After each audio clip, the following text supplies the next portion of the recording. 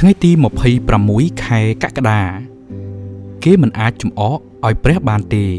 ក្រោយនោះមកស្ដេចអូហាស៊ូរុសទ្រង់លើកដំកើងហាម៉ាន់កូនហាំម៉ាដាថាជាសាសអកៈទាំងលើកលោកឡើងតាំងឲ្យមានងារជាធំលើសអស់ទាំងអ្នកជាប្រធាននៅចំពោះទ្រង់ដូច្នេះ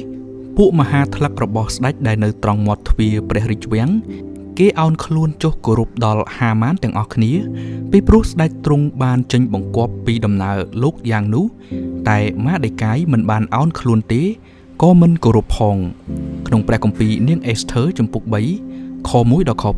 2អ្វីៗទាំងអស់ដែលបានកត់ទុកក្នុងព្រះគម្ពីរប៊ីបមិនមានភាពចៃដន្យឬមិនសំខាន់នោះឡើយឧទាហរណ៍អ្នកនិពន្ធកាន់គម្ពីរនាងអេសធើ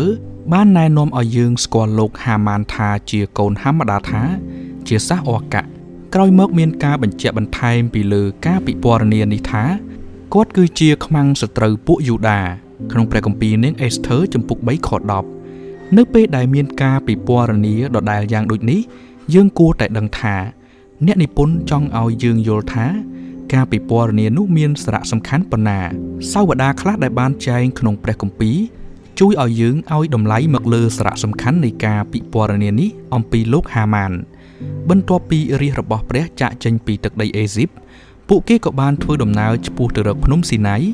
ហើយពួកសាសអាម៉ាឡេកក៏បានលើកទ័ពមកប្រយុទ្ធនឹងពួកគេក្នុងព្រះគម្ពីរបានចែងថាយូស្វេក៏បានឈ្នះអាម៉ាឡេកព្រមទាំងពលទ័ពគេដោយមុខដាវរួចព្រះយេស៊ូវទ្រង់មានបន្ទូលនឹងម៉ូសេថាចូលកត់រឿងនេះទុកចុះក្នុងសៀវភៅទុកជាសេចក្តីរំលឹកហើយនិទានប្រាប់ឲ្យយូស្វេស្ដាប់ត្បិតអញនឹងលុបឈ្មោះអាម៉ាឡេកចេញពីក្រោមមេឃនេះឲ្យអស់រលីងមិនឲ្យនឹកឃើញទៀតសោះឡើយក្នុងព្រះគម្ពីរនិខម៉ានាំងជំពូក17ខ13ដល់ខ14ក្រោយមកនៅពេលដែលសូលឡើងធ្វើជាស្ដេចនៃសាសអ៊ីស្រាអែលព្រះអម្ចាស់បានបង្គាប់ឲ្យទ្រង់បំផ្លាញសាសអាម៉ាឡេកបូករួមទាំងស្ដេចអាកានិងអ្វីៗគ្រប់យ៉ាងដែលទ្រង់មានអាចនិយាយម្យ៉ាងទៀតថាស្ដេចសូលត្រូវអនុវត្តការជំនុំជម្រះរបស់ព្រះមកលើអ្នកដែលរស់នៅដោយទាស់ប្រឆាំងនឹងព្រះអង្គនិងរាជទ្រង់អស់ជាច្រើនសតវត្សដោយគ្មានការប្រែចិត្តប៉ុន្តែព្រះទ្រង់បានបង្គាប់យ៉ាងច្បាស់តែស្ដេចសូលនិងពួកបណ្ដាជនបានទុកជីវិតឲ្យស្ដេចអកៈនិងរបស់ទ្រព្យអ្វីដែលល្អៗគឺមិនបានបំផ្លាញទាំងស្រុងទេក្រោយមកស្ដេចសូលក៏បានសារភាពនៅចំពោះហោរាសាមយូអែលថាខ្ញុំមានបាបហើយពីព្រោះខ្ញុំបានរំលងសេចក្តីបង្គាប់នៃព្រះយេហូវ៉ានិងពាក្យរបស់លោកផងដោយខ្លាចដល់ពួកជនហើយបានស្ដាប់តាមគេវិញ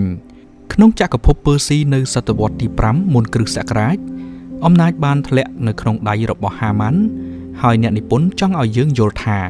ហាម៉ាន់គឺជាសាសអកៈគឺជាកូនចៅរបស់ស្ដេចអកៈមិនតែប៉ុណ្ណោះជីតារបស់ម៉ាដេកាយគឺជាកូនរបស់គីសក្នុងព្រះគម្ពីរនាងអេសធើជំពូក2ខ5លោកគីសគឺជាឪពុករបស់ស្ដេចសូលដូចនេះលោកម៉ាដេកាយគឺជាជនជាតិយូដាដែលជាប់ខ្សែស្រឡាយជាមួយស្ដេចសូលជាស្ដេចដែលមិនបានឲ្យតម្លៃព្រះបន្ទូលរបស់ព្រះដោយសារតែការសម្រេចចិត្តរបស់ស្ដេចសូល